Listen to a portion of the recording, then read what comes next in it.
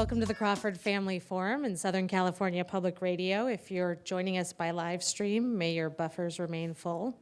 I'm your host, Molly Peterson, and I'm here with Alan Weisman tonight. He's a senior editor and producer for Homeland's Productions, which I like saying first because they've been making award-winning public interest journalism for 25 years now.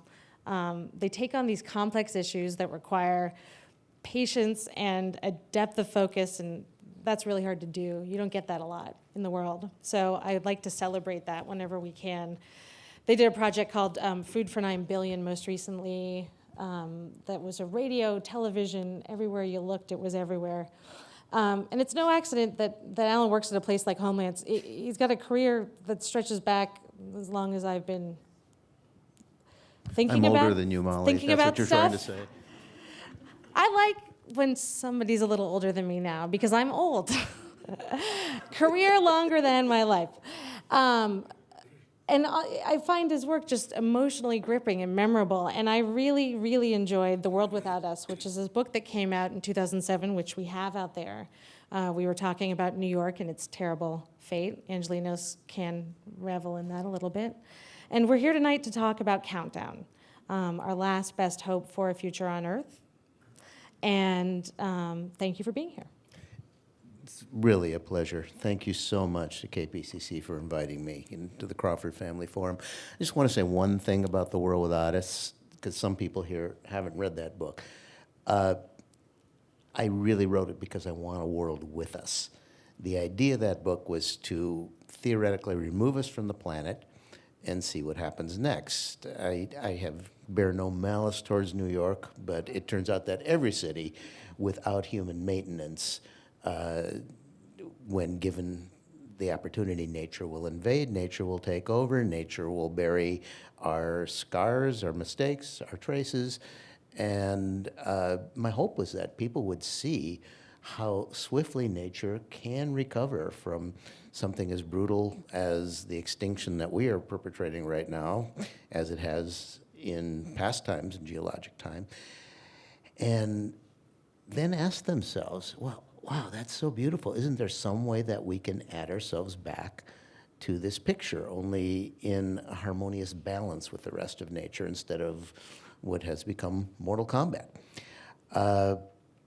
But then, as I was preparing to write the epilogue for that book, talking about how we might do that, I butted heads with a very sobering fact that every 4 to 4.5 days we're adding 1 million people to the planet, which did not seem very sustainable. So I left dangling at the end of The World Without Us. Is there something that we need to do about that? And is there something that is acceptable that we could do about that? And so many readers were interested in that question. And I was very fortunate that book's out in 34 languages, read all over the world, and I've traveled all over the world for it. But everywhere, that seemed to be the question that readers focused on. So that led me inevitably to do this book. Well, you've already answered my first question. I do like about that book that both Time and Entertainment Weekly liked it. I think that says a lot about the fact that it really captured the imagination of a lot of people.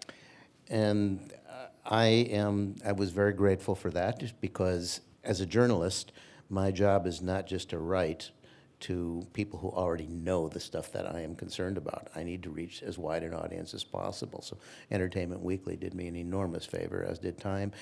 And for Countdown, one of the most careful and affirmative reviews that also noted how hopeful this book is came out in the Wall Street Journal. And, if I can reach everybody that on all sides of the spectrum, then I'm doing my job as a journalist. So. Well, and in your defense, and after destroying New York, you brought all the people back for this book, and now you're thinking about how we can stay here, So it is. You're saying it was a conscious sequel. It was an unavoidable one. Just to give you a little shop talk,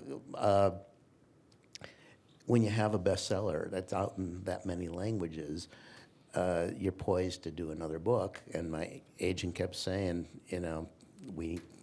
you strike while the iron is hot. But I kept coming back to this idea, and he said, "Oh God, population, you know, it's like, it's really important, but it's so depressing." And actually, as I mentioned in Countdown at one point, demography is really accounting, which only we're what's being counted, not just dollars and shekels. And frankly, none of us read accounting for our casual entertainment. So one of the great challenges of this, I mean, everyone, including my agent, agreed, that this is an incredibly important question. But how do you make it readable? And for 2 years, I just sort of struggled with it. And finally, one day, I was just sitting in my hammock with a laptop. No other idea had occurred to me. I started just making a list of things that would go in a population book. 2 days later, I had a 60-page book proposal. And my agent said, "I told you not to write about population." He said, "But since you put it that way, this is pretty interesting." So I said, "Should we show it to publishers?" He says, "Too late. There's already an auction going on." So, Wow.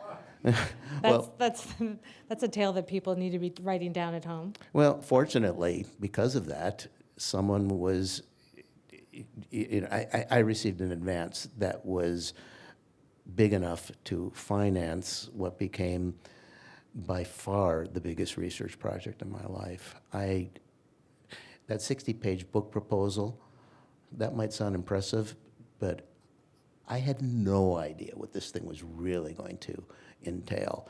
And the book is not as thick as it seems. About the last 3/4 inches is the bibliography, and it's in very small type. But also, I ended up going to 21 countries, starting in Israel and Palestine and ending in Iran. And for reasons that we'll talk about, that proved necessary to get the story right. Well, I want to talk about your publisher's reaction for a second, because I encounter this a lot on the environment beat. There are subjects that I adore that people roll their eyes and say, "Oh God," if you don't present them right. And they include climate change and infrastructure and probably population control. It's been a third rail. Do you think that there's a reason why, I mean, maybe this is an opportunity for you to pitch, but is there a reason why people will hear this differently and not touch that rail and bounce away? Well, that was, of course, my challenge. Why is it that, I mean, look, it's logical. If we're adding that many people to the world, and our population has suddenly, in the 20th century, quadrupled, there's no other explanation for all the environmental problems that we are having in the world, and the fact that there are so many of us pushing on the environment. And yet, it's very curious that most environmental groups don't want to touch this thing because they feel that it's explosive. There's religion, there's, economists who are telling us that we have to grow, otherwise, horrible things are going to happen to us, etc. I had to deal with those questions, and ultimately, I was surprised to find out how encouraging the answers were. But to get to your question about why, it's not just the idea of who are you going to tick off. It's something even deeper than that. In fact, there's only one graph in this entire book. I mean, I don't want to deal with accounting, and I don't want to deal with a lot of numbers, and graphs usually put people to sleep. But that graph is great. It sets it up perfectly. And I think we can show it. Can we show it? Okay. You can see it right there. So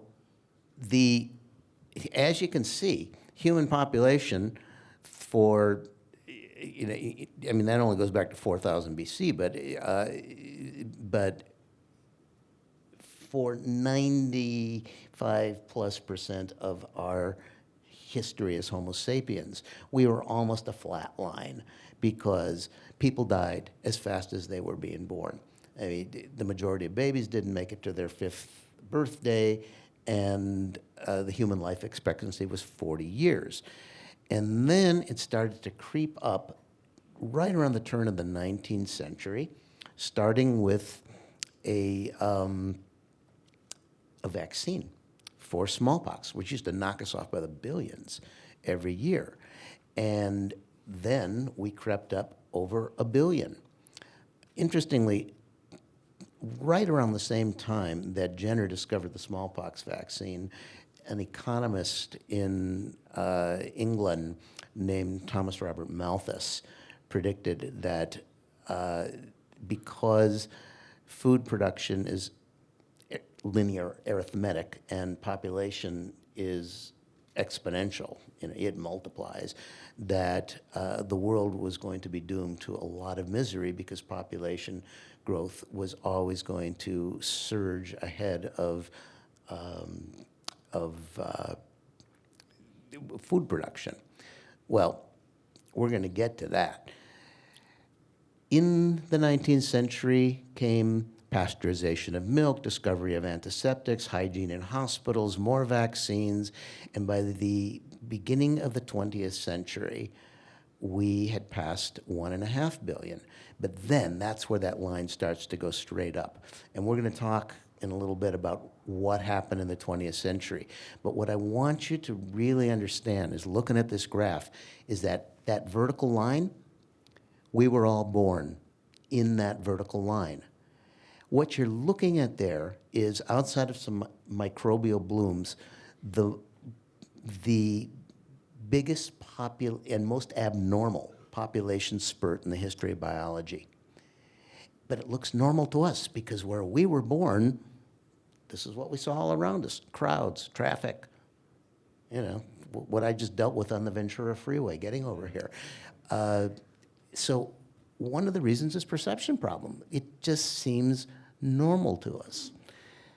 And another is, until that line started going straight up, we had room to grow. And like every other species in biology, we are designed to make copies of ourselves. In fact, because infant mortality is so high in nature, we made extra copies of ourselves. Well, suddenly with medicine, babies weren't dying as much, people were living longer, and that was the beginning of where we are now. Well, in this part of the book and in this part of this discussion, it's also a good time to talk about Norman Borlaug, who was not presaged by Malthus. That's not something he anticipated. And what I thought was very interesting about the way you present Borlaug's thoughts is you talk about the tension in what he did. So give us a little background on him. Okay, to understand, some of you don't know who Norman Borlaug is. He's the founder of something called the Green Revolution. Before we get to him, though, we have to talk about the first thing that happened. Two huge things happened in the 20th century that caused our line to go skyward, the line of our population growth. The first one happened right before World War I, when two Germans, a chemist and an engineer, came up with what is the single most significant invention in human history. And most of you probably have never heard of it, at least by name: the Haber-Bosch process. That's the most important invention. Anybody? Can you raise your hands? Oh, I see hands. Okay. This audience. Well, we have done. some people. What Haber and Bosch discovered was a way to pull nitrogen out of the atmosphere, and 72% of our atmosphere is nitrogen, and chemically slather it on the ground. Before artificial nitrogen fertilizer, the amount of plant life on this planet was limited to the contribution of that essential nutrient, nitrogen, by a relatively few number of plants that host nitrogen-fixing bacteria on their roots, like beans and legumes. Nitrogen fertilizer just blew the lid off of what nature could do. Let's put it this way: 40% of us would not be here without it.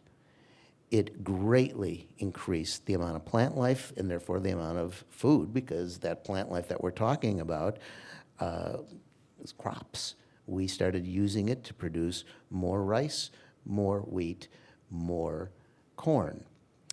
But then, even as our population started creeping up. We had a couple of world wars that knocked out a lot of people, but that doesn't last for long. People start replenishing the dead as quickly as they can. That's why we have baby booms. And then we got into the 1960s, and we had crossed 2 billion right around the time that the fertilizer started to really become commercialized. And then we were over 3 billion, and at 3.5 billion, a couple of California ecologists, Stanford's Paul Ehrlich and his wife Ann Ehrlich, wrote a book that a lot of you will remember its title because it became iconic, The Population Bomb.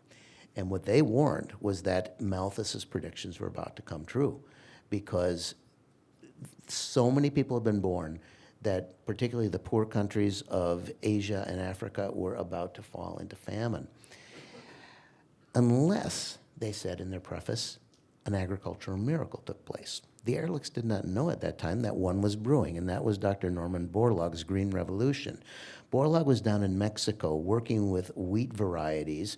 Through deft crossbreeding, he came up with wheat that put much more energy, not into its stalk, in fact, it has a short stalk, but into the grain itself. So it produced much more food per stem. And also, that was good because with a shorter stem, it wasn't falling over with the weight of all those wheat berries. Same thing with corn. And then in the Philippines, at the International Rice Research Institute, which is the tropical analog, they were doing the same with rice. And these new crops were airlifted to the first two countries to try this out were India and Pakistan, which were on the verge of famine. And they were saved from famine. So a lot of people then said that the Ehrlichs and Malthus had been completely refuted, that human ingenuity and technology had basically overcome what nature might have done normally in the case of a population exceeding its resource base, meaning knocking back the population. But when I went to the centers of the Green Revolution, which I go to in this book, everyone I met there, every food scientist, told me that the Ehrlichs and Malthus were never refuted.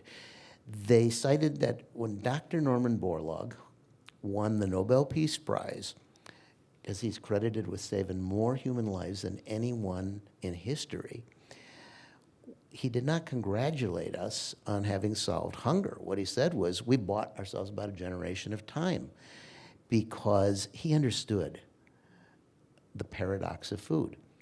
The more food you produce, the more people don't die of famine, and they live to reproduce and produce more people who then live to produce more people.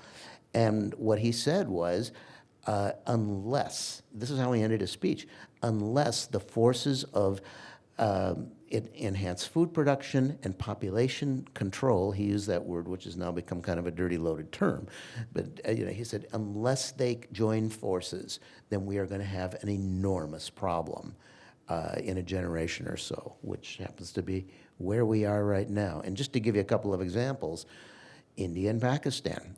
India is about to surpass China in this coming decade as the most populous nation on earth. And they're unfortunately doing it at a great price. They're running out of water. I spent a day, it was one of the most depressing days of my life as a journalist, going around the Punjab, which is the breadbasket where the Green Revolution was first tried out, interviewing, well, some farmers were taking me around, but I was mainly interviewing widows of farmers who discussed how when the wells that were dug to water the Green Revolution plants, first around 50, 75 feet deep, and they had to keep going deeper, 75, and then when they got down past 200, 250, then suddenly it was becoming unaffordable to keep digging, and you needed a bigger motor, and Green Revolution farmers started committing suicide. Then they're now at 500, even down to, many of them down past 1,000 feet. So all of these women's husbands had committed suicide. And I was quoted a figure by the Punjab State Farm Bureau that seems so extreme that I had to verify it with the Indian government, and it does turn out to be true that since 1995, 270,000 Green Revolution farmers have committed suicide. And the symbolic way that they've done it is by drinking pesticide, because the Green Revolution plants, having been developed in a laboratory and not in nature, didn't evolve the natural defenses against pests and diseases, so we need to protect them with chemistry. So given nitrogen fertilizer and all those chemical protections, we're basically force-feeding our food supply with chemistry. And Pakistan, should we talk about Pakistan? Well, I think we're going to get there next, because one of the reasons I brought up Borlaug, and you tell that story in your book, is because I was attracted to the tension and the nuance in that story. It's not one thing or the other. And that's the kind of subtlety in all the stories that you tell in places about successful population control efforts. So, Yeah, Borlaug spent the rest of his life actually on the board of population groups. One of the challenges of this book was looking for ways to reach that whole political spectrum and to make everybody on all sides understand that there is, for all environmental issues, but particularly this one, there's really no progressive or conservative opinion that is applicable, that this is a human opinion. And the case of Pakistan is one in point. Pakistan's one of the fastest growing countries on the planet right now. It's a country that's kind of out of control. There are nearly 190 million people in Pakistan as the result of the Green Revolution's success. But Pakistan's only about the size of Texas, which has 26 million people in it. And Texas is running out of water already. By the middle of the century, at the current growth rate, Pakistan's going to have nearly 400 million people. That's many more people than the entire United States, and it will still be the size of Texas. And many of these people are unemployed because the economy can't possibly provide jobs for all of them.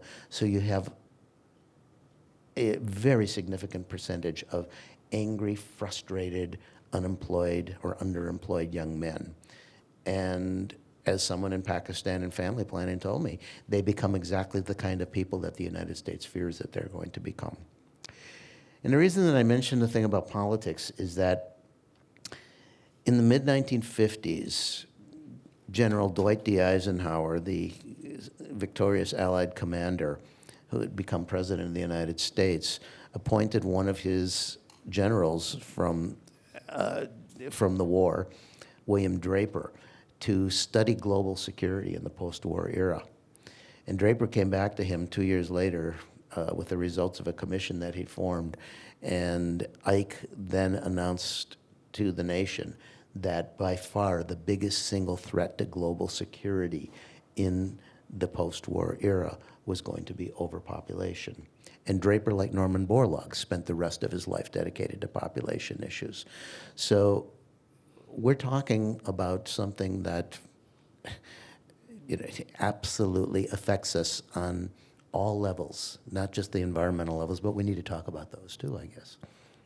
I really like the way that you looked at these geopolitical forces that encourage population growth. And as a veteran survivor of 16 years of Catholic school, I was particularly attracted to your discussion about the Catholic Church. And in that discussion, you write that even an infallible pope has little power if his flock shrinks too far.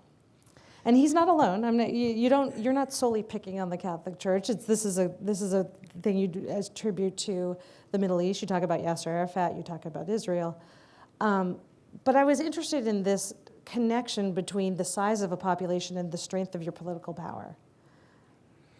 The size of the population, the strength of political power. Well, let's go back to Genesis. One of the really richest parts of this experience, which is recounted in the book, is that I talk to religious leaders all over the world, because one of the questions that I had, and I bring this down to 4 questions basically that the whole book is based on, and starting it in Israel. For those of you who are Jews, I was born Jewish. 4 questions is kind of a resonant theme. It's, and they're asked in Passover, but I've posed 4 new ones, which are, how many people can fit on this planet without tipping it over? How much nature do we have to preserve in order to guarantee our own survival? Can we even know which species are essential to us? Or do we only find out when we've moved one too many off the edge of the planet and then, oops, we should have kept that one? 3, which speaks to Molly's question here, is when people think about doing something about population, the first thing that comes to everybody's mind is China's one-child policy. It's the most famous attempt. And the problem is that everybody hates it, including most Chinese. So, In fact, you point out they don't even do it. well, Their fertility rate or their birth rate is 1.5 or something? well, yeah. I mean, it's really kind of a 1.5 child policy, because there've always been multiple exceptions to it. But on the other hand, we have to remember that despite how abhorrently coercive and draconian that policy has been, and there have been a lot of excesses, including forced sterilizations and even infanticide. If China hadn't done it, there would probably be 400 million more Chinese on the planet right now. And you who live in Southern California, who get that smog that's coming all the way across the Pacific, just imagine multiplying that by another 25%. China is really an interesting case in point, because it shows us some of the things that you have to avoid if we want to try to manage population. But I looked all over the world to see if there were alternatives to that policy. And fortunately, I found some. But you have to go back to find out, why did populations grow in the beginning beyond the spurt that I described? Well, this is where be fruitful and multiply comes in. Every single religion starts with this. I talk to religious leaders to see, is there anything in their histories or their liturgies that might accept the idea of, so to speak, refraining from embracing so much in a time of need?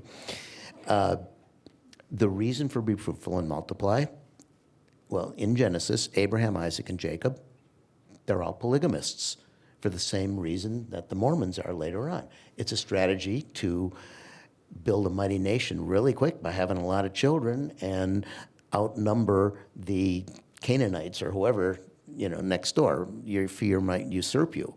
So beginning this book in Israel and Palestine, you've got these 2 populations today, extremist ultra-Orthodox Jews and extremist Muslim Palestinians, who are trying to outpopulate each other to be the majority in a piece of land, most of which is a sandbox. The numbers are astonishing, by the way. I'll just tell you briefly. Before the State of Israel was formed, it was under British mandate, and British ecologists calculated the carrying capacity of what we call the Holy Land to be 2.5 million people. David Ben-Gurion, the Zionist who became the first Israeli prime minister, argued that, no, we can, Jewish ingenuity can make the desert bloom.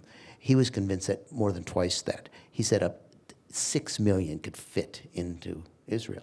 Well, today, there are nearly 12 million between the Mediterranean and the Jordan River, and by the middle of this century, it'll be about 21 million. And there's going to be a whole lot less water. And many people wonder, why won't Israel relinquish those West Bank settlements? Why are they being so stubborn? Well, they're on top of the aquifer. I mean, that's where the major aquifer is. So, these are the kinds of things that happen. Now, be fruitful and multiply. Oh, the fourth generation, by the way, in Genesis, something interesting happens. Joseph, one of Jacob's 13 children, Jacob had 4 wives, very observant guy. I think he might be the first ecologist in recorded history, because he realized that the earth was entering a time of scarcity. So he confines himself to just 1 wife and 2 children, and he counsels the Pharaoh of Egypt and the Israelites that this is not a time for expansion. This is a time for conservation in order to save themselves. And an Israeli ecologist who's also a Talmudic scholar told me that story as justification for why, in times of urgency, Judaism would accept the idea of population restraint.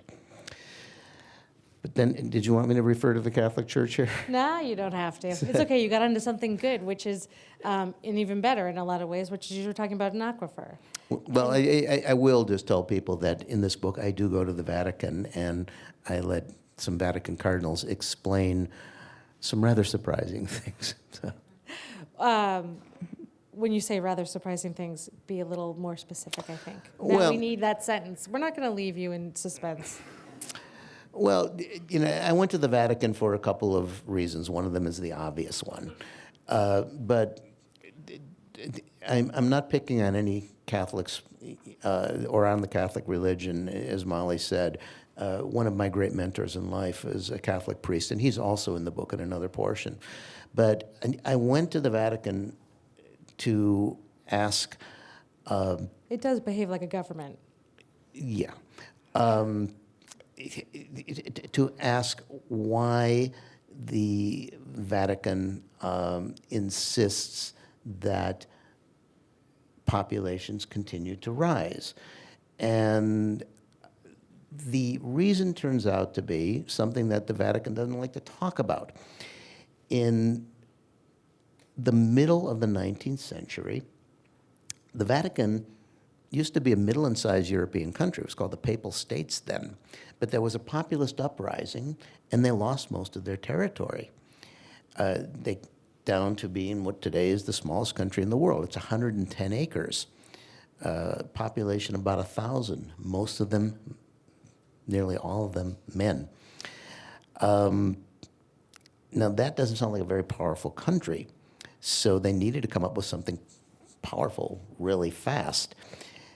Pope Pius IX called what today we call Vatican I, the first Vatican Council, and came up with this idea that you had alluded to, papal infallibility. Most of us don't understand that. That didn't exist before. And suddenly, whatever the Pope was talking about matters of religion, morals, and dogma, that was the voice of God. That's pretty powerful. But unlike most other nation states, Catholicism has a constituency beyond its borders, and that's Catholics. So be fruitful and multiply still applied. They wanted as many Catholics on the planet as possible. So they were against birth control. And that continued on for a few generations until we got in the 1960s. And the birth control pill was invented. And suddenly this became very attractive, particularly as in a chapter that's set in Costa Rica, the Protestant evangelicals, and again, this is another fairly conservative group in the world, the ones in Latin America who were minorities in these largely Catholic countries, suddenly realized that they had this great opportunity here. They sensed the vulnerability of the Catholic Church, and they started going around to women and broadcasting on the radio. You mean your church calls you a sinner because you want to be responsible and only have the number of children that you can adequately care for? Our church loves you for that. And suddenly, all these people started deserting the Catholic Church. And this has continued on. By some counts, by the end of this century, Catholicism is going to be a minority religion in Latin America. Well, and you see this in Los Angeles. You see this in communities in Los Angeles right now. Sure, it's happening. So Pope John the 23rd called Vatican II. Now, this wasn't the only reason, but among other things, he set up a commission to study the question of contraception. It was a panel, 79 people, bishops, priests, nuns, lay Catholics, and they took a vote a few years later. John had died, but Paul VI had taken over, and they delivered their vote to him, 69 to 10, in favor of legalizing contraception under canon law. The 10, though, delivered a dissenting opinion to the Pope, which was based on the writings that had been provided to them by a certain Polish bishop, Karol Wojtyla, who later on became JP2. Exactly. A very astute man who pointed out that if they did this, there were going to be two big problems. Number one, they would be admitting that for the past century, they had been mistaken and the Protestants had been right because they had mistakenly condemned all these innocents as sinners for doing something that now was acceptable. And second, you can't change your mind if you're infallible, because all those other popes were infallible too. So the church is kind of painted into a corner on this. However, as I point out in this book, Vatican City is surrounded by this other Catholic country called Italy, which has one of the lowest birth rates on the planet. And the main reason for that is that it has the highest per capita rate of female education. What I discovered in everywhere I went, rich country, poor country, the best contraception of all turns out to be educating girls, because a girl who's studying tends to defer, almost always, to defer her childbearing until her studies are done. And then she gets out of school and she's got this interesting, useful thing to do with her life. But it's really hard to do that when you got 7 kids hanging on you. So overwhelmingly throughout the world, you get a girl through secondary school, and on the average, going to have 2 children or fewer. Well, we sort of have taken a little bit of a detour, and I don't want us to go back to Israel. But was struck when you were talking about Israel and its relationship to water. Obviously, we in California see a lot of parallels to that. And it reminded me of what's going on with climate change and how we talk about, in California right now, in drought, we're talking about climate change as a factor. And you kind of talk about, when you talk about balance and the possibility for balance with population control, I wonder whether, one of the things that worried me about it was I worried about the futility of balancing population when climate change is not balanced. Well, I think the answer to that is the reverse of the way that you just put it. I don't think there's any way that we can bring climate into balance unless we bring population into balance. I mean, you saw that curve before. I mean, that's not normal. And nature does not let species grow beyond their limitations. Now, one of the ways that we can think about limitations is resources. Is there enough food? But the fact is, we are now, I mean, actually, that was a question I put at the Vatican, because Benedict XVI had stated that there's food enough for everybody on this planet if we just share it equitably. And I hear that a lot. But the fact is, when he's talking about equitably, and he's talking about everybody, is he just talking about Homo sapiens, or is he talking about other species as well? You know, we aren't the only inhabitants of this planet, and we depend on those inhabitants. 40% of the non-frozen Earth is now devoted to feeding just one species. And that is not only out of line, but it's not going to be able to continue, because the other thing that our population does is depend so much on concentrated energy. We would not be, I mean, let's put it this way, we're all born into addiction. When people say, well, is it just consumption, not population? I mean, I'm speaking to you through electricity right now. This room is illuminated through electricity. I needn't belabor the case as to how addicted we all are to electricity. 80% of it comes from fossil fuels. And much as I would like, that is not going to change overnight. There are great forces out there that are spending a lot of money to make sure we don't make that change very quickly. And even if we did, we don't have the technologies that are mature enough to instantly give us zero emission energy. To build solar collectors, to build wind farms, you got to bind metals, you got to construct them. There's a carbon debt that gets incurred that takes 30 some years to pay off before it's really zero emission. So as a result, because so many of us are demanding energy right now, there's more carbon dioxide in the atmosphere than there has been in 3 million years. And 3 million years ago, the seas were 80 to 100 feet higher than they are today. So if we don't have the technology to turn that around, what technology do we have? This is a technology that we do have to control the number of people who are doing all that emitting. Now, I just use that word control again. Fortunately, in researching this book, I found many examples, startling examples, in very different kinds of cultures that in very different ways have brought their population growth rate down to something that is absolutely sustainable. And this is something that we can do, and it turns out to be extremely cheap. And you do talk about these nuances and these subtleties and how different communities address these issues. And the connecting tissue that you talk about is empowerment of women.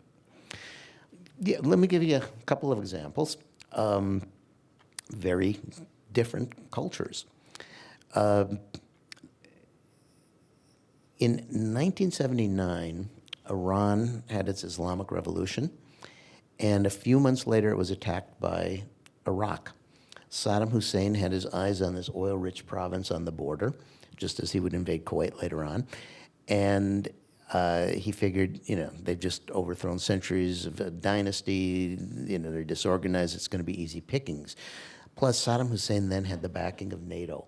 And he had sophisticated weaponry. He had, our tax dollars were providing him the feedstock for nerve gas. All the Iranians had were people.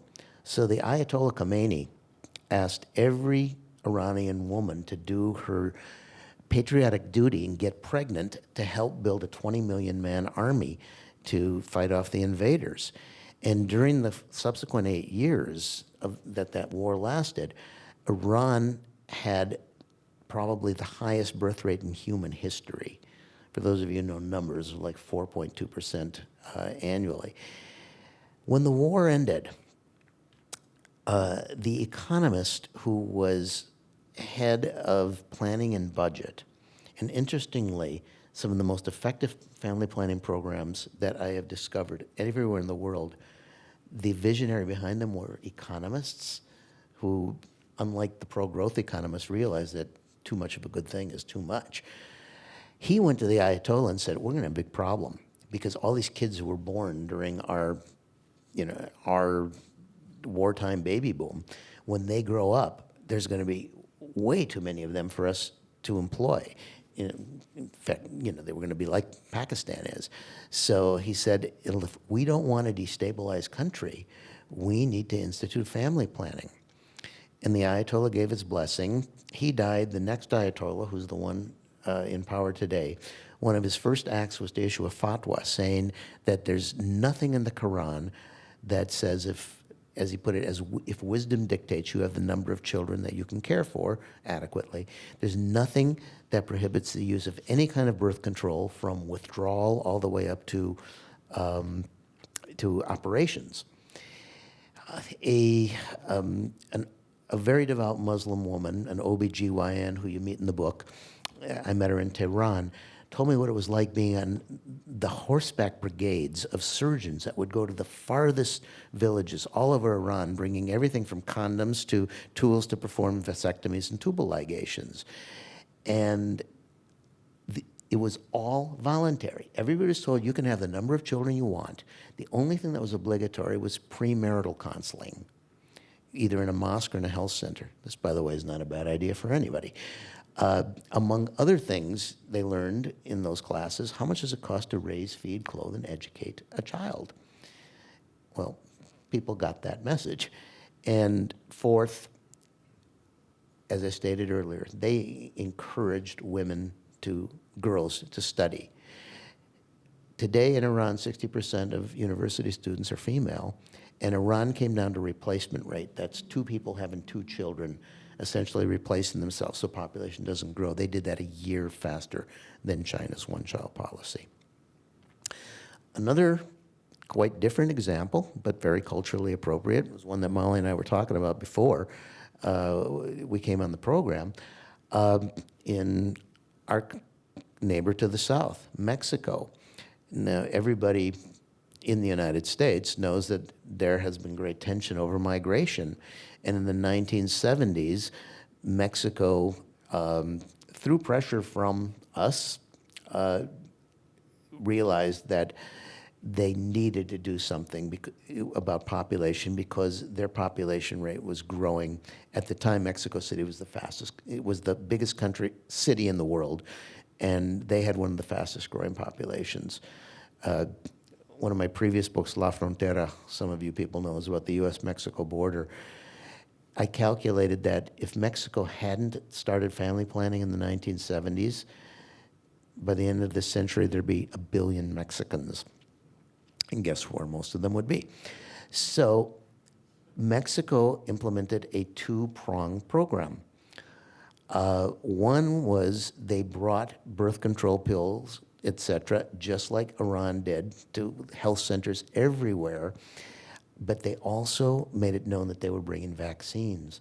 So poor women would know that if they brought their children, their live children, to the clinic, they would get vaccinated against diseases that normally might have, wiped them out, polio, DPT, et cetera. So trusting that their children weren't going to die on them, they were very willing to stop having babies. The second thing they did was invoking the power of what I consider the national sport of Mexico, which is the soap opera, la telenovela. Anybody who's ever spent any time in Mexico knows that at night everything stops when the telenovela comes on. And during the 1970s, a telenovela that lasted 10 years called Acompáñame, which means come with me, was aired, in which in the beginning it was just kind of subtle, like families who had smaller populations or who had fewer children seemed to be doing much better than families with lots of children. But then you would get these plot lines where some woman is saying, ya estoy tan cansada. I'm so tired, I can't have another kid. I'm going to go take those pills. And the macho husband says, jamás en mi casa, never in my house. I need more sons. And so they fight for a few episodes, and then finally he starts to see the light and all this. The curve of the viewership of this thing soars as the fertility rate dropped 34% in Mexico, and today Mexico is just about a replacement rate. What I love so much about this example, which you mentioned towards the end of your book in somewhat small type, but not the small type you shouldn't read, it's the small type you should read, which is the acknowledgments. What I love so much about this example is when we talk about environmental messaging generally, we talk about who you're speaking to and how widely you can speak to a group of people. I can't think of anything wider than speaking via telenovela in Mexico. It's astounding. No, it's and great. Replicable, as this group has done. Yeah. In the book, in the acknowledgments, I thank a group called the Population Media Center. Norman Borlaug was on their board. It has been trying to get this message out, and they've now done soap operas in over 40 languages. There are also analogs. In the Pakistan chapter, I travel around with a street theater group that goes to village, and they do this little. They've got this vignette in which, this girl gets married, and then in the next scene, she's in bed with this baby who's yowling, and the husband's saying, "Shut the kid up," and she said, "I can't.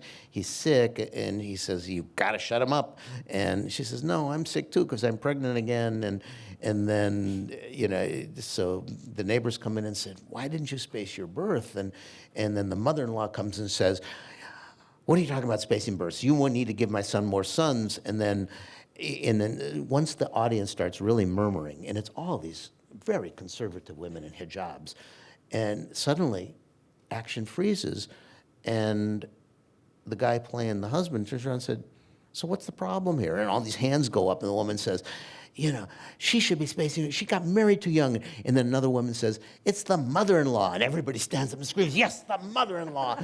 They want us to have as many babies as they had to have."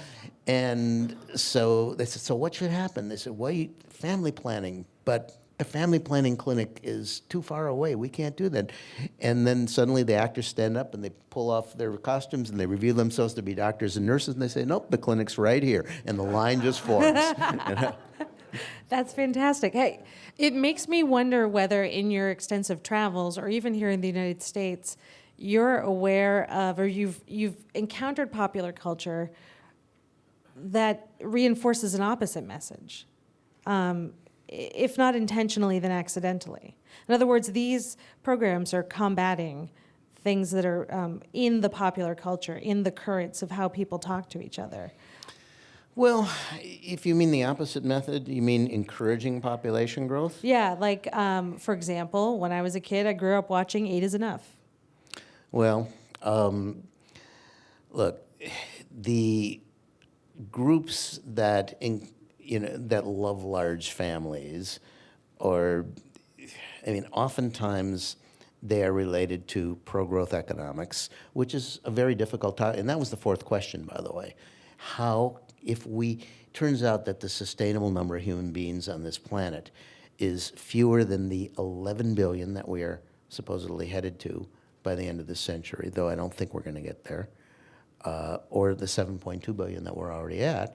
How do we design an economy that can prosper if we have to shrink and then finally come down to an optimum number that is sustainable and then maintain a steady state?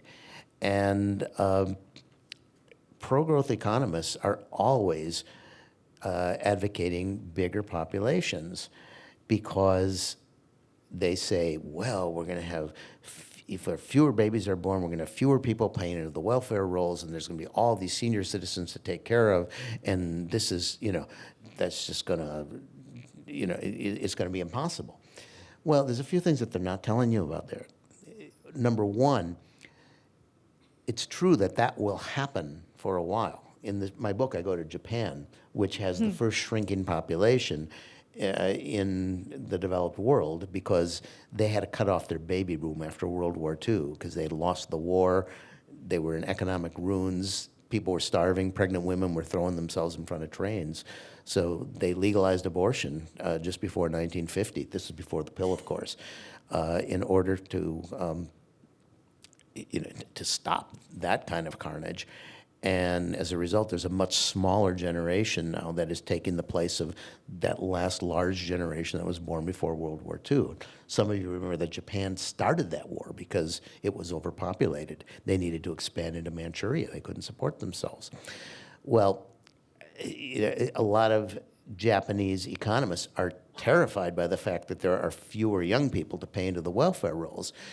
But there's a very visionary economist in Japan who I spent some time with in this chapter. He's no radical. He's part of a major policy institute there who sees that this is not only inevitable for Japan, but it's a great opportunity for the country. And Japan is going to be the pioneer, showing us how to shrink and prosper. Among other things, he points out that, first of all, after 1 generation, 1.5 generations, that evens out. The number of young people and old people are going to be much closer to each other. Another thing is that because of our great health care, our our life expectancy is now pushing 80. It's over 80 in Japan as opposed to 40 the way it was. People are much more economically active now than they used to be after the age of 65, whereas kids, they're not economically active at all until they get out of school. They cost society money in cold economic terms. The other reason that economists like large populations, though, is that the bigger the population, the bigger the labor pool is and the cheaper wages are. They love having a lot of poor people fighting over miserable wages. And it's part of the reason why we have such social inequity in the world right now. What's going to be happening in Japan, it's already happening, is that as there are fewer laborers, they become more valuable. So their wages aren't dropping. And Though Japan also has the robots. well, they're trying. I mean, I found that very, very sad. The idea when you wrote about one of the in your Japan section, you write about robots doing elder care. Well, what Japan is trying to do is build a force of robots to fill the breach in the labor force. I mean, for cultural reasons, Japan does not admit many immigrants. It, on the one hand, creates a very orderly society because everybody is culturally similar. On the other hand, it's kind of racism, but this is what it is. So Japan is now the biggest producer of robots in the world, but as I show in the opening vignette in that chapter, they're trying to get robots to perform what is going to be one of the fastest growing job opportunities in the employment sector, and that's caring for elderly people. So I start with a robot, and I was the guinea pig. You can see my picture in the book of this robot who's gently lifting me off a bed and setting me down into a wheelchair. And That didn't make you lonely, though. well, it was kind of comforting. I mean, they've designed the robot to look like a big teddy bear, and it's really sweet. But they admit that the problem comes when you get into the bathroom. Getting a robot to clean up for someone, that's going to be probably, But this is sort of an example of, once again, the whole idea that human ingenuity can solve all of our problems. There's only so far that technology can take us. There are some things that only humans can do. Yeah. Though there is some technology, and one of the things you see as a bright spot, which is male contraception. When you talk, I mean, those are mechanical solutions, but they involve technology and innovation too. I'm not against technology. I think that technology, has given us a fascinating world, and we can do all this neat stuff. It's also given us access to so much information. We've got now on our telephones access to all the libraries in the world, and properly applied, that's really useful technology. Like I say, the fastest thing that we can do to lower our impact on the environment is to lower the number of impactors by using a technology that we've already mastered pretty well, female contraception, and we're getting even better because I discuss in the book the male contraceptives that are coming online. And frankly, male plumbing is a little easier than female plumbing. There are reversible, they're not even vasectomies, but the effect is a reversible vasectomy. It's much less intrusive than an actual vasectomy. So there are things that we can be doing to get even better and better at contraception. But within a couple generations, if we start now, and that would give us time to gradually reorient our economy to one that could exist in a stable, sustainable way. I'm not against capitalism because, like the fine arts, capitalism is one of the most creative things that we do. It's just that when we get too excessive with it and too greedy with it, then we start collapsing under the weight of what we produce. And look, one way or another, our population is going to come down in this century. Either we're going to manage it gracefully, and we've got the means to do it, or nature's going to do it to us, and that's not going to be very pretty. To provide universal contraception throughout the world, and I should say this, these predictions about the numbers that we're going to, 9.5 billion by the middle of this century and then nearly 11 billion by the end, that's based on the assumption that the amount of contraception that's available out there in the world remains constant. It turns out to be a very fragile perception because, as I found out, trailing after the people who are bringing contraception to Thailand or to the wilds of West Africa or to some very difficult places in the earth, that those supply lines can snap easily if a truck breaks down or if rats get into a warehouse or whatever, or mainly if the money supply for contraception stops. It turns out that only a few private foundations and a few Western governments, principally our own, I'm pleased to say, is, we're the biggest donor for contraception worldwide. But I'm not a member of a political party. I've voted all over the map. But had Obama and Biden's opponents won the last election, they made it pretty clear that they were going to severely cut our funding for contraception in the world. And had they done so, just a half a child more per woman in the world, we'd be adding 1 million people every 2.5 days. We'd be headed to 16 billion by the end of this century.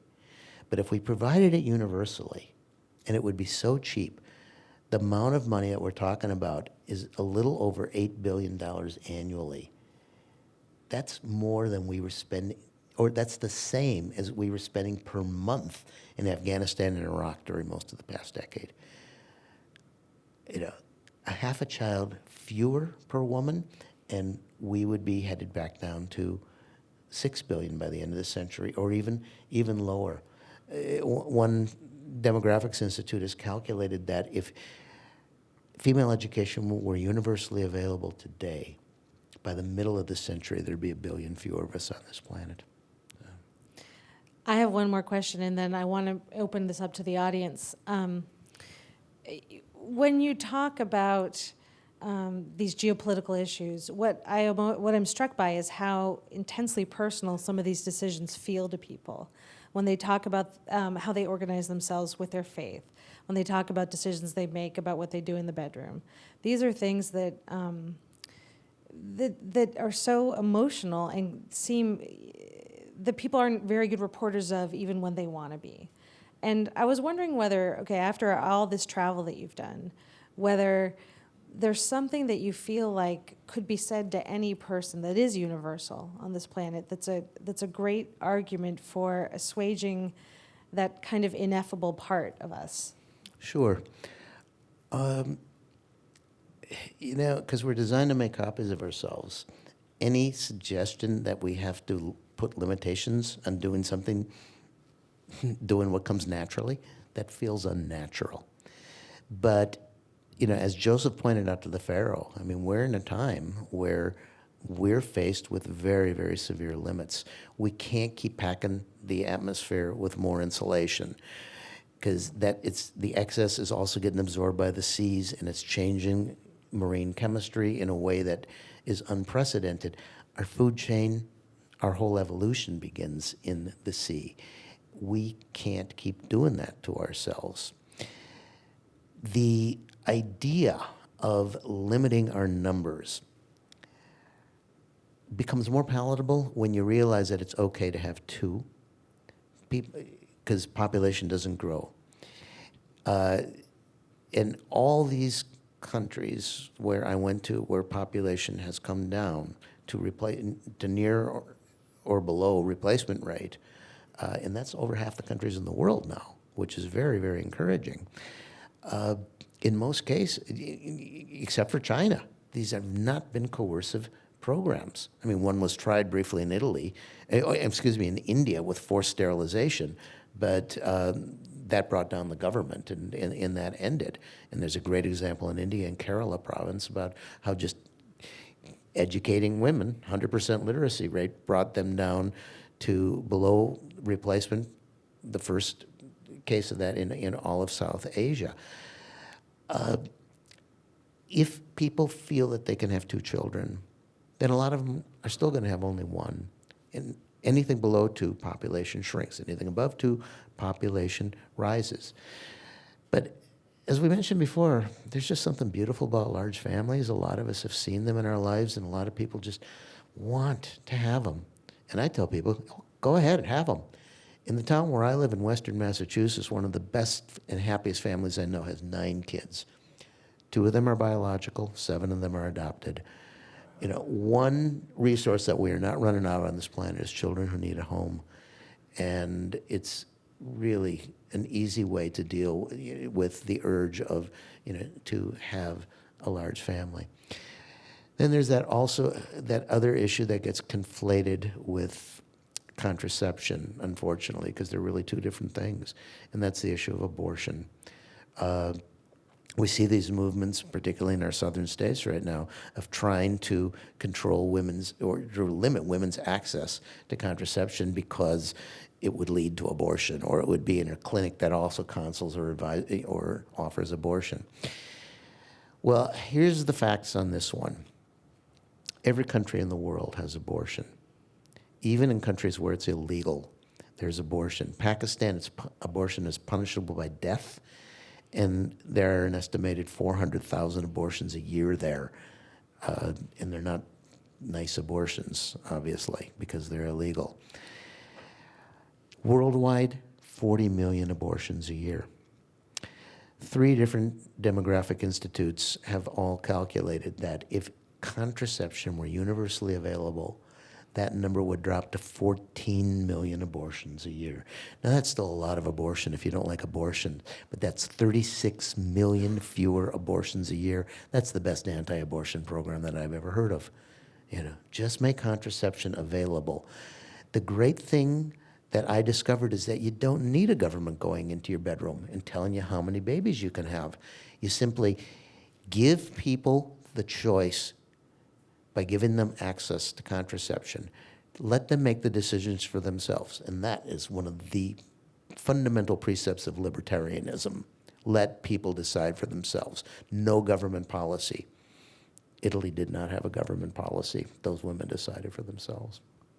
So policies in governments that take away some of these equalizing factors, that take things out of balance, basically are taking away people's right to decide for themselves. Yeah, I mean, to me, the one thing that our government does and the one thing when people say, well, what can we do? I'm only having 1 child or whatever.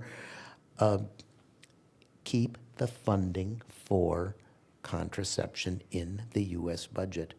I was given a talk at Politics and Prose, the great independent bookstore in Washington, D.C., and a woman stood up. She was the head of the program at USAID during the Bush years, and she talked about the incredible machinations they went through to keep the funding flowing.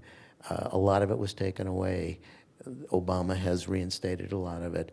I mean, this should be something that no matter what your politics are, this is in everybody's best interest. Also, religiously, I don't want to change anybody's mind. I don't want to tell anybody your religion is wrong. A lot of 98% of Catholic women in the United States either have used or are currently using contraception. That's their decision. I just want people to see that within their religion, there's probably some, and there are too many to explain right now, but there are Buddhist examples and Muslim examples that are analogs of the Joseph story.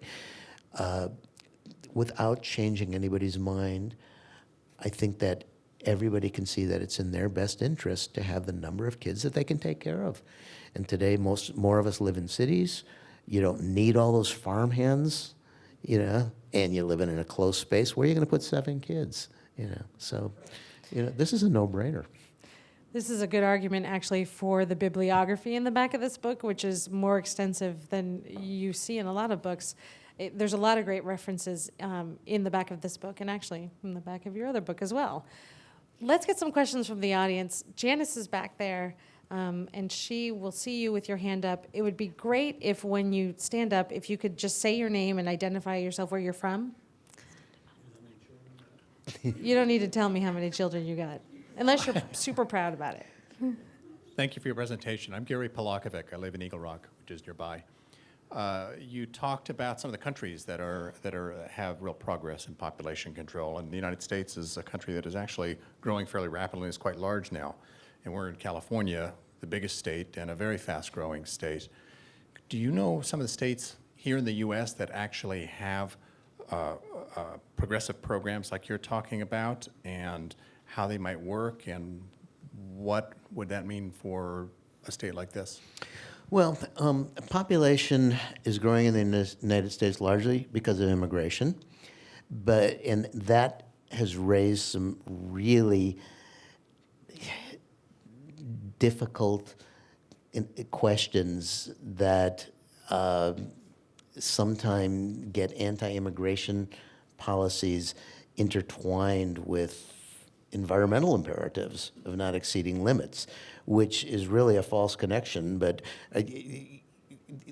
I use the British Isles in this book as an analog for the situation in the United States, because England is also growing. We're the only two developed countries whose populations are still really growing.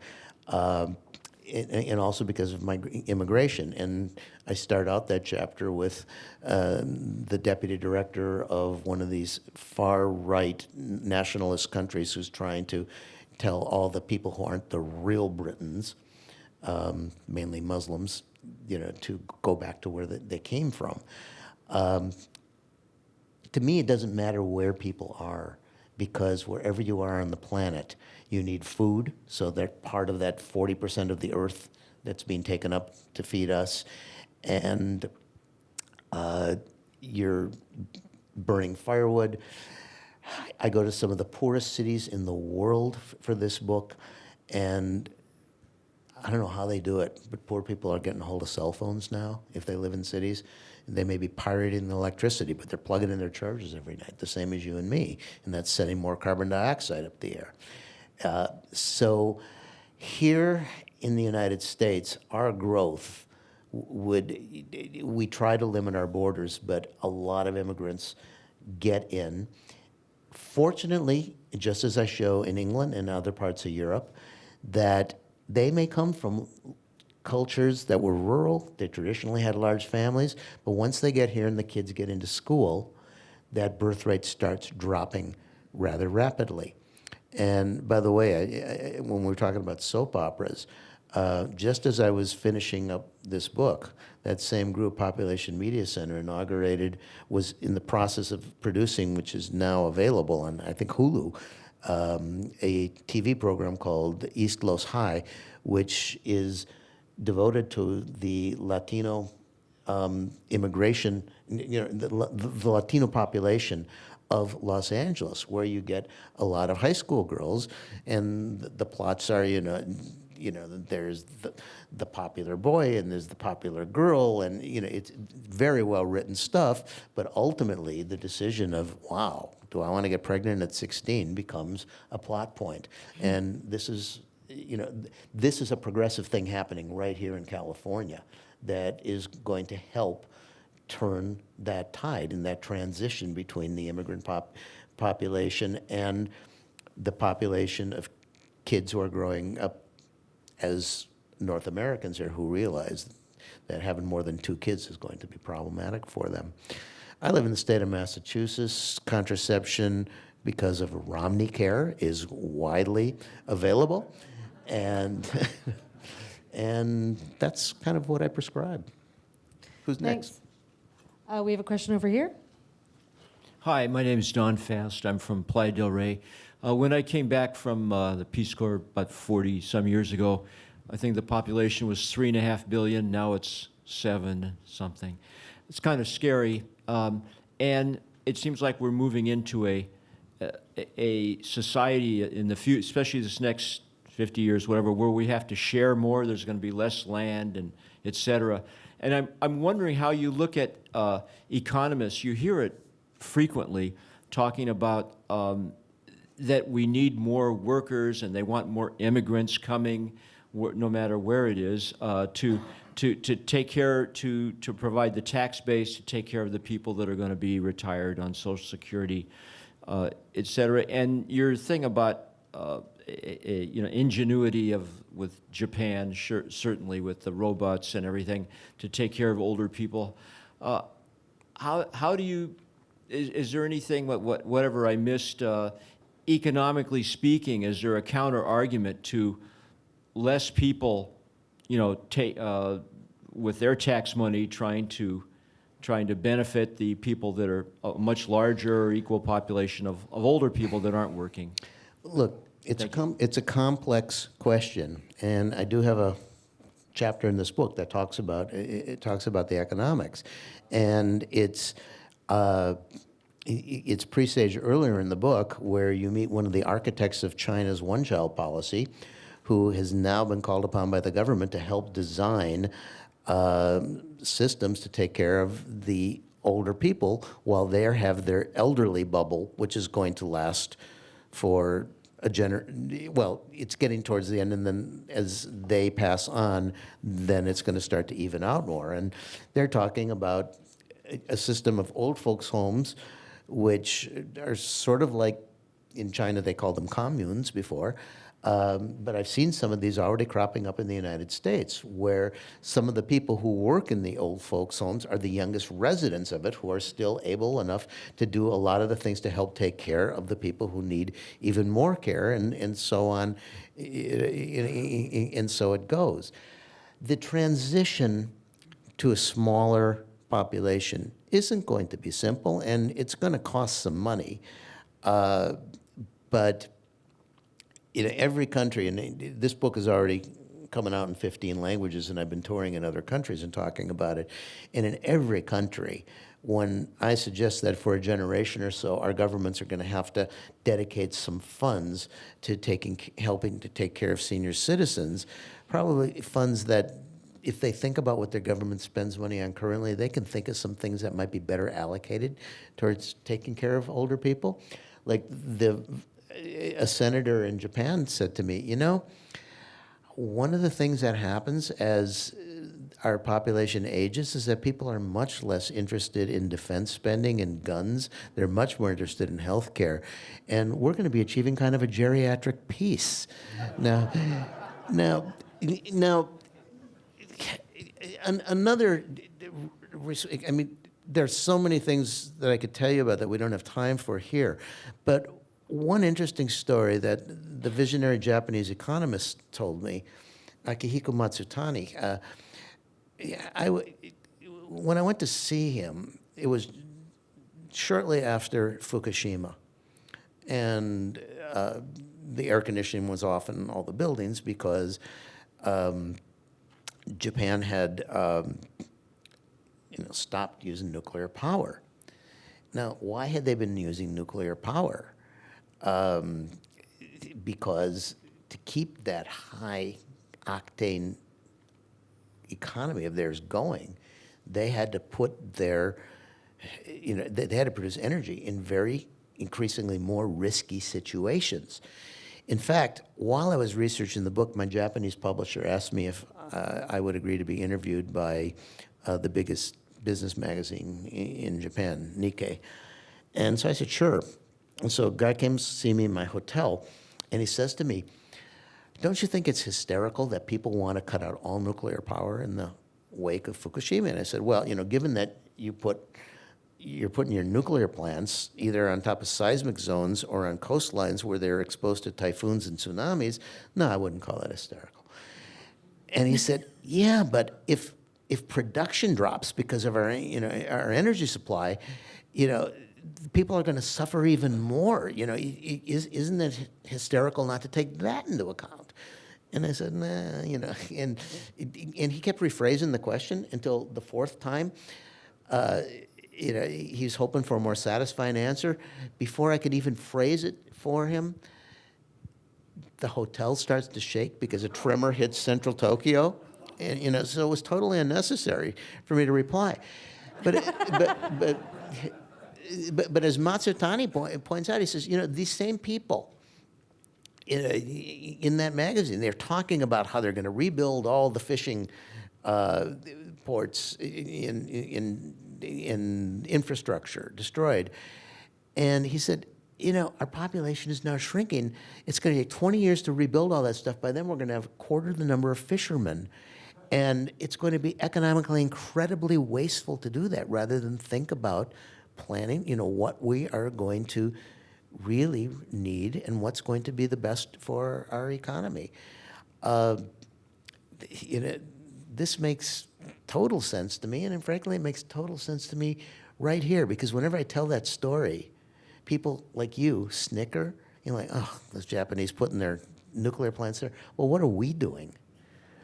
We're shattering the bedrock of our continent to squeeze yet more natural gas out that we know is screwing up the atmosphere and causing the immense water shortages that all of you in California and everybody in the Colorado River Basin are going to be facing in the coming decades.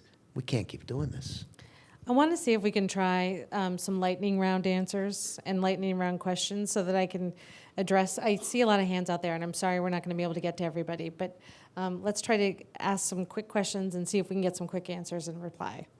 And there appears to be one right up here.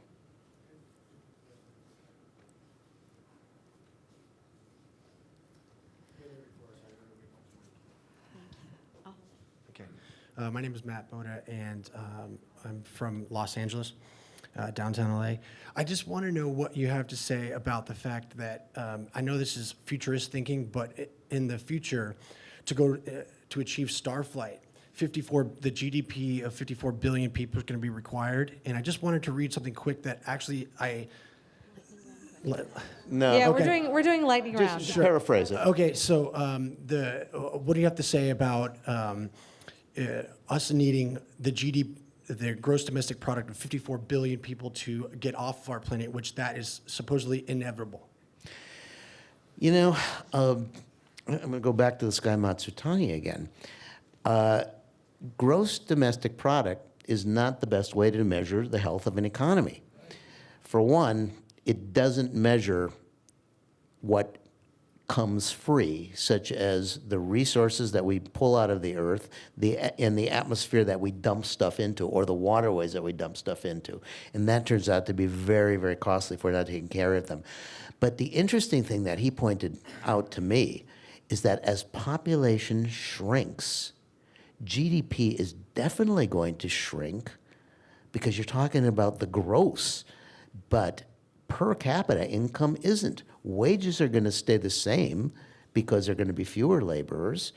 And he said eventually what's going to happen as demand shrinks, that just means there are going to be fewer hours to work, so people are going to have more leisure time and more space to enjoy it in. But he says, personal income really is going to stay the same. We can still have profits. They're just going to be per capita profit, as opposed to thinking of in terms of the gross economy. And we don't have time to go into more detail, but frankly, the real economy that matters to you is how much money you've got, and not how much money somebody made in Wall Street today. 2 more questions in the lightning round, one over there. Hello? Is it on? Yeah, it's a perfect lead-in. To quote Robert Kennedy, the GDP measures everything except that which makes life worthwhile. And on that note, is there, I agree that the long-term solution is education of women and that kind of thing. However, is there, the problem is that there's still going to be people that are comparing themselves to others, both the religious leaders and the Wall Street leaders, who have to be on top of everything and make their, be the top. Is there any kind of an economic system that will handle allowing them to have that illusion while the rest of us realize everything that you're saying? Well, you basically the question. You can give this a yes or no if you'd like. No, he's asked the question that comes down to, isn't this all about consumption and conspicuous consumption? And frankly, some of you saw me on the Bill Maher show. I was asked, by Bill Maher, well, why don't we just do something about consumption? I said, if I knew what to do about consumption, I would have written that book. But as someone actually, Paul Ehrlich is a character who shows up from time to time in this book. As Paul Ehrlich puts it pretty succinctly, there's no condom for consumption yet. You know, I don't know how to change people's acquisitiveness. Part of it is our survival mechanism. You know, we want stuff, but I do know how to lower the number of people who are doing the wanting. There are some mechanisms that I describe in the book that we don't have time to talk into as to how the money supply is created that can bring us back to some of the most conservative values. As population drops in Japan, they're going to have to go to a balanced budget. Now, wouldn't the conservatives like that? Because you can't keep creating more money in an inflated growth situation because they're having a shrinking situation.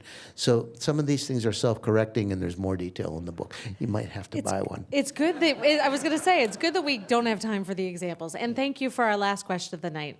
Hi, I'm Alexander Sun from here in Pasadena, and given that limited capitalism is here to stay, what are some things that companies, nonprofits, and individuals can do to bring about some of these changes that you've been talking about? What can companies do? That's not what my book's about, but common sense, I think, is that we need to become as efficient as possible. That's one of the messages in the robots. I mean, that's just one of the ways of, making us much more efficient. Look, here's an example that I give at the end of the book. I guess I'm going to have to get more used to these robots, is what you're saying. Well, look, if we all know what the pro-growth economists prescribe, until, say that you're the head of a corporation and you hire one of these people to consult to your corporation, what's the first thing they're going to tell you? You got to get lean, you got to cut out the fat. So, on Monday morning, 25% of the people get handed this pink slip. Unless it's a humane corporation, and this is what the answer to your question, instead of doing something so brutal, as people retire, pass on, move away, you get more efficient, better doing what use appropriate technology, and you recruit fewer people to help run your company until you come down to a nice, sustainable size. And this is precisely what we have to do with this planet. We simply have to recruit fewer of us in the coming generations to bring ourselves down to size. Otherwise, nature's going to hand out a bunch of pink slips, and it isn't going to be any prettier. Thank you so much for all being here and for your questions. And thank you for listening to us have this conversation. Countdown looks like this in the paperback form. There's some beautiful hardback books out there as well, of both this book and The World Without Us. And where will I be signing books? In the lobby. In the lobby. I'll see you out there. Thank you so much for coming. Thank you.